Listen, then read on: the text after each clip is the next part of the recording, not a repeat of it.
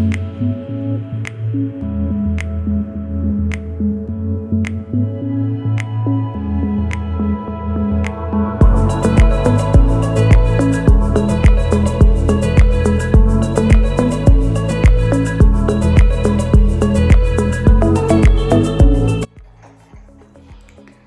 and welcome to another video. Happy holidays everybody. My name is Karibu. If you haven't been in the channel before, welcome.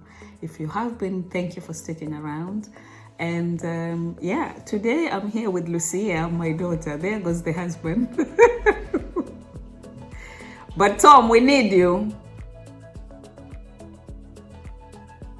Papa! Sorry, I'm already 3 minutes late. So today I'm here with my daughter and we're going to chat a little. It's the first time she's actually appearing in any of my videos. There are some people who know Lucia and some of you maybe know her from a very young age. Well, she is now 10 years old. A reminder of how much we are getting older. So we're going to chat a little bit about a topic that is a taboo topic amongst young ones, amongst families.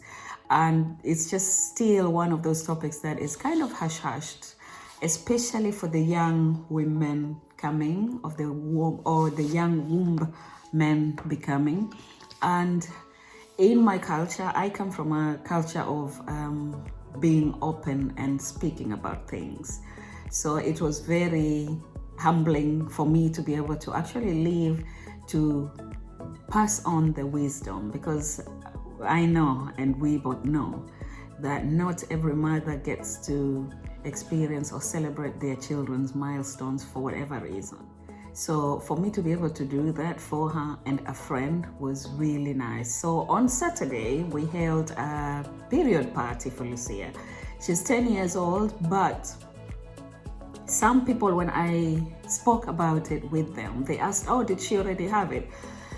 Now, this is what should be out there, that ancestrally, the information and the teachings are actually passed on before the women and the young women become of age.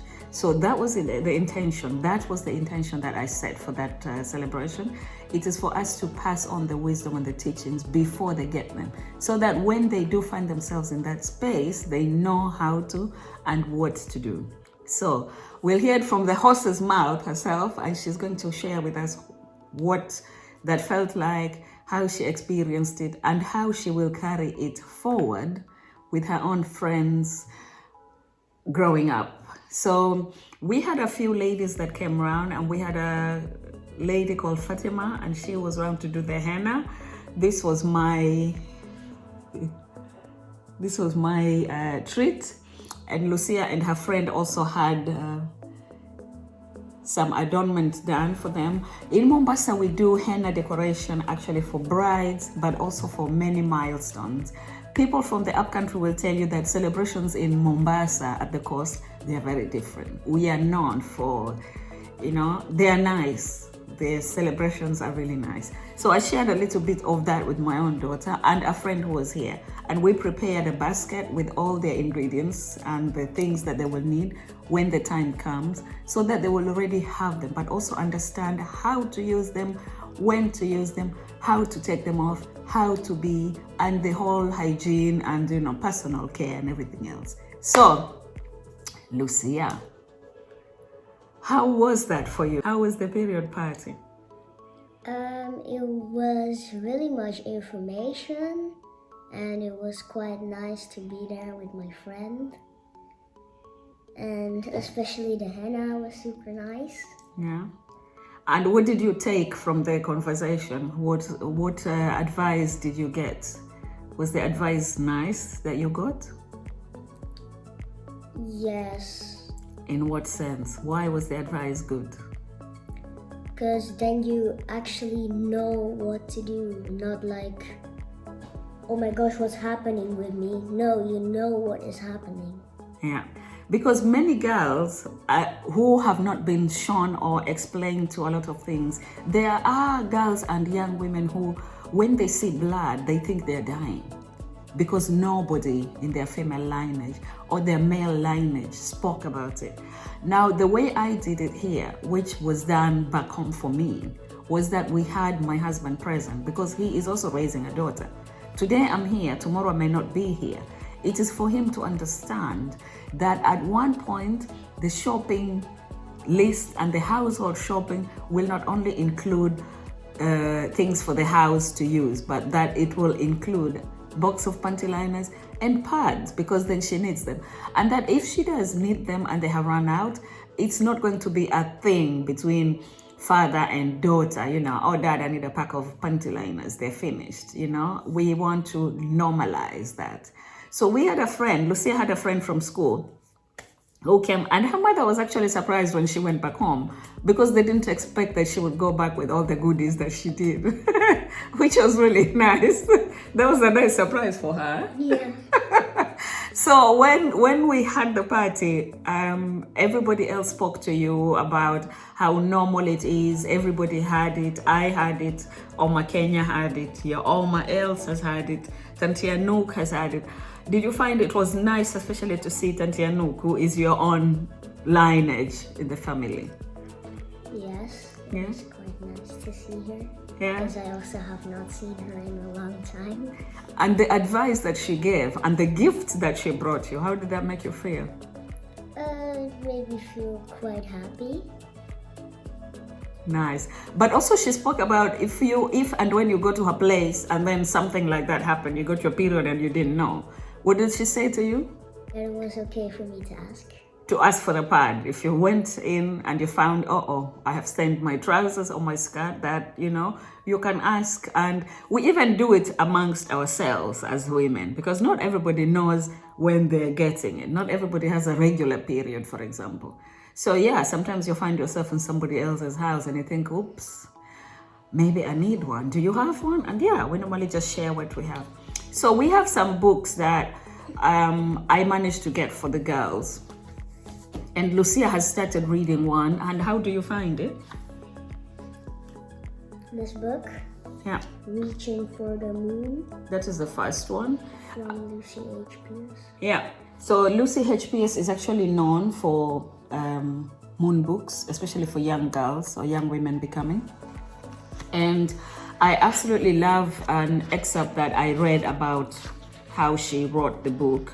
And I thought, this would be really nice to have for them to, they speak about stuff like,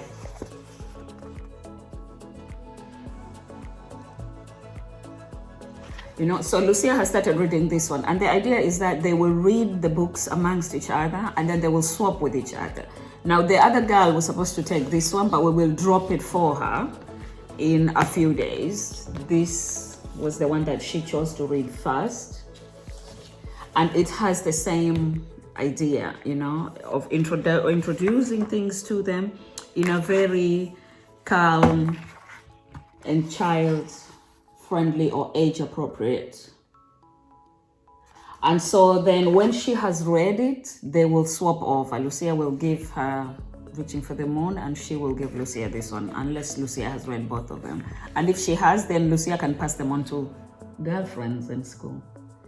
I think that would be really nice. Yes. Especially the ones who didn't come or couldn't come. We had one that was sick and the mother was really disappointed that they couldn't come that day.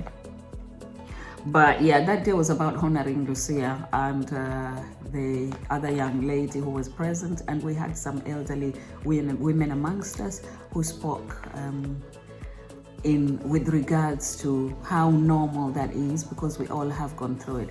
And there was also teachings about when the period especially ends, when you reach the 60, some women reach there about 45, 50, where you go into menopause and then you don't get it anymore. There was just a little bit of explanation. I thought it was a bit, maybe too much for them to understand, but the focus was on when you get it, what to do, how to ask for help. We even had a girlfriend who came and she's about 13. How old is Lola? She is 17 because she told me she had piano lessons from her third.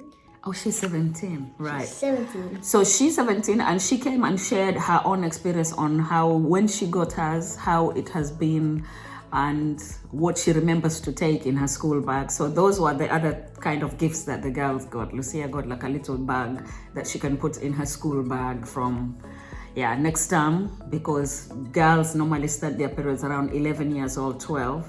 So this is just in preparation that, should that happen when you're not at home, this is what you can do. So in that little bag, the friend that came and explained her own experience mentioned how, she doesn't forget taking her paracetamols, pads, panty liner, and wet wipes, and a pair of underwear to change into, and a bag of a sandwich bag that you can put in the wet underwear to carry back home. So yeah, it was quite useful. I thought it was quite useful. But how did you find it, Lucia? I found it also quite useful. Not that you think, oh my gosh, what's happening with me? Am I gonna die or something? No, you just know what's gonna happen with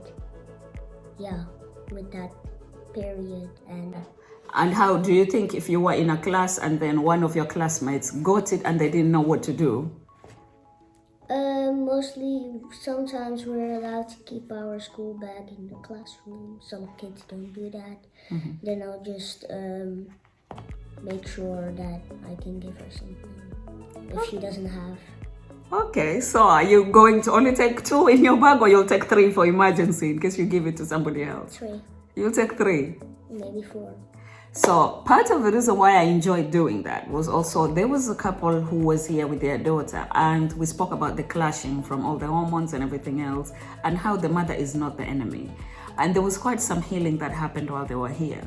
There was a lot of, admission and remorseness and apology that happened, because then, there's been quite some detachment between mothers and daughters because of everything else that has been going on. So for me particularly, I enjoyed the part where it brought not only the enlightenment, the knowledge, the education, the wisdom, it came along with the healing.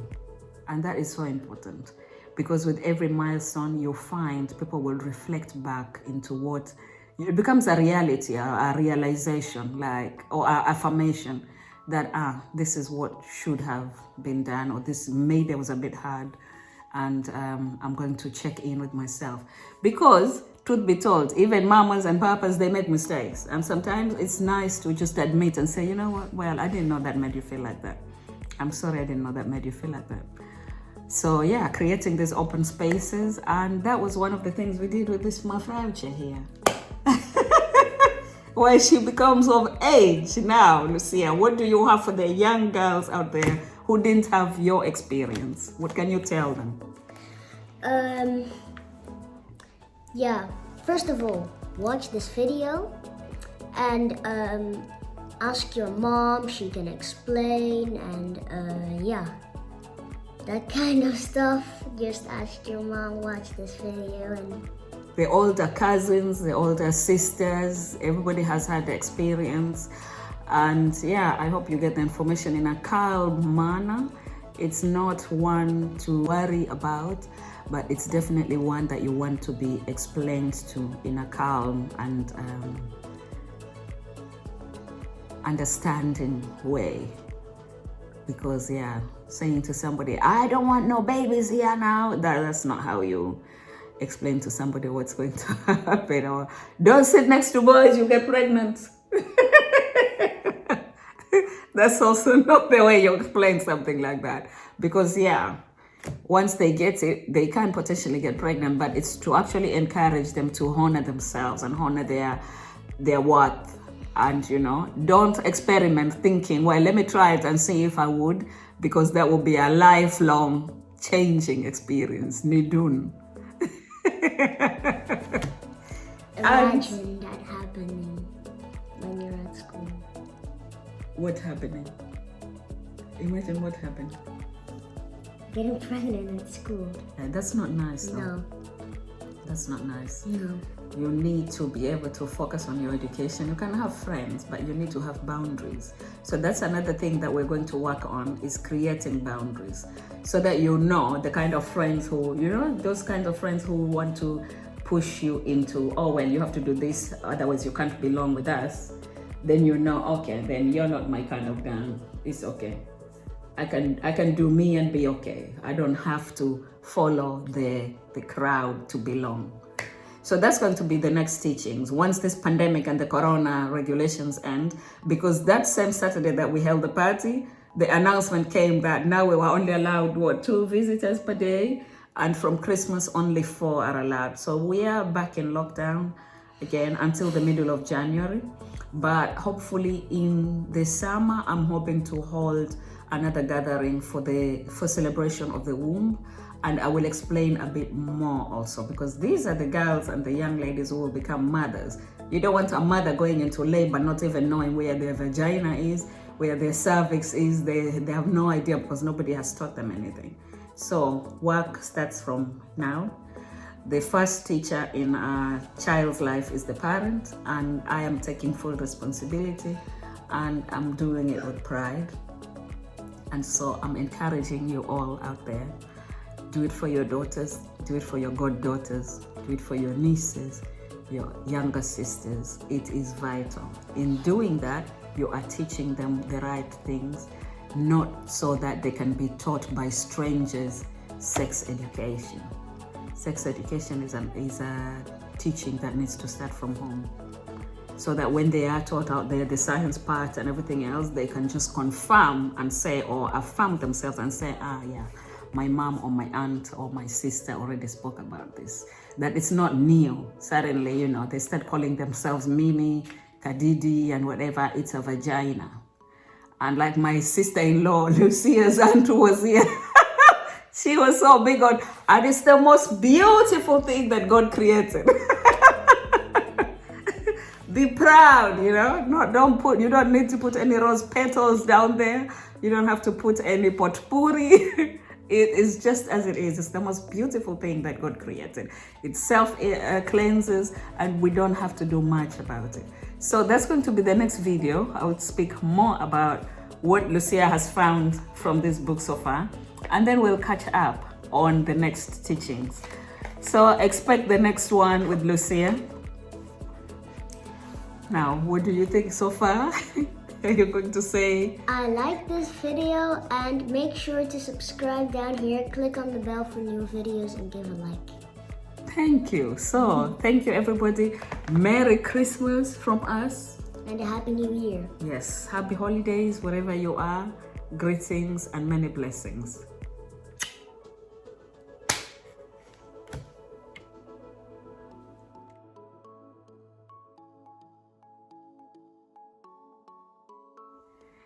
Hi again. So a quick catch up. Finally, my husband could come. I really wanted him to give his own feedback and review on what that celebration meant for him as a father raising a daughter. How did you find it, Tom? I found it very special. Yeah, in what way? Well, it was the first time that I got so much information myself about having your period. But did you find that useful as you're raising her? Imagine I'm not here one day, and as Papa, you have to do the shopping list for the day, and then she says, I also need something, but then she's like, she can't tell you because it's like a thing. Yeah, I think it was very useful in that sense. She definitely got the information she needed, and if I would have to explain it to her, that wouldn't have been a big success. Maybe after Googling for hours. So what would you say to the fathers who are raising daughters? Well, it's a subject that you could try and give some attention, or discuss it with your wife, that at least there is in some phase of your daughter's life, there is a conversation about it and an explanation for her, so that, she's better prepared. Yeah, so, yes, and that was a review from a father. Thank you, and pass it on. Please pass it on. Thanks. Bye.